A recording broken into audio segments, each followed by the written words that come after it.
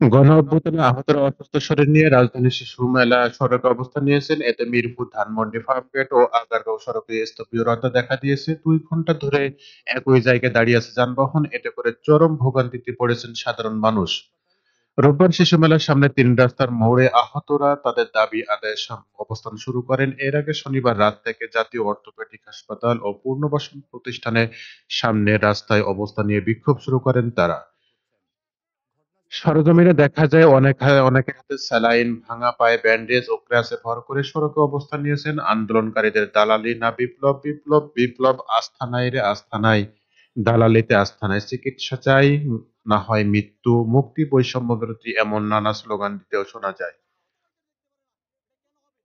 আহতদের দাবি তাদের রক্তের বিনিময়ে দেশ থেকে স্বৈরাচার বিদায় নিয়েছে তারা। কেউ পুলিশের গুলি খেয়েছে, কেউ টিয়ার শেলেও অন্ধ হয়েছে, আবার কেউ হারিয়ে পঙ্গুত্ব বরণ করেছেন। তাদের কারণে যেই স্বাধীনতা ভোগ করছে সরকার, সেই তাদের এই চিকিৎসা থেকে শুরু করে রাষ্ট্রীয় স্বীকৃতিতে অবহেলা করা হচ্ছে।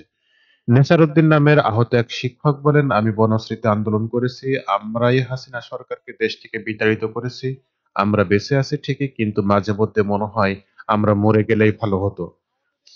আমরা আজ দাবি নিয়ে বসিনি, অধিকার নিয়ে বসেছি। তাদের মধ্যে কেউ রাজনৈতিক দল করছে, কেউ উপদেষ্টা হয়ে সকাল থেকে বিকাল পর্যন্ত অফিস করছে, কিন্তু আমাদের নিয়ে তাদের কথা বলার সুযোগ নেই। এটা খুবই দুঃখজনক।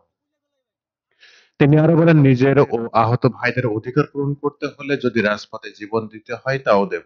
আমরা স্বাধীনতা রক্ষা করেছি, তাহলে আমরা কেন মানবতার জীবন যাপন করব? আপনারা আহতদের ক্যাটাগরিতে করেছেন আন্দোলন, তো সময় এবং ক্যাটাগরি ছিল না। মোহাম্মদ হাফেজ নামে এক ভুক্তভোগী বলেন, আমার অবস্থা গুরুতর, আমাদের রাষ্ট্রের স্বীকৃতি দিতে হবে। এর আগে তারা যারা আহত হয়ে বিছানায় কাতরাচ্ছে তাদের অতি দ্রুত চিকিৎসার জন্য বিদেশ পাঠাতে হবে। আমাদের কথা শুনতে হবে। আমরা দেশের স্বার্থে জনগণের স্বার্থে আহত হয়েছি। এখন এই অবস্থায় রাষ্ট্র আমাদের দেখার কথা, কিন্তু রাষ্ট্র দেখছে না বলেই আমরা পথে নেমে এসেছি। তারা এখনো জুলাই ফাউন্ডেশনের টাকাই দেওয়া শেষ করতে পারেননি। এদিকে আমাদের পরিবার অচল হয়ে পড়েছে। সরকারের পক্ষ থেকে আমাদের জন্য কিছুই করা হয়নি। তারা গুলো করবে কবে সেটা আমাদের জানাতে হবে।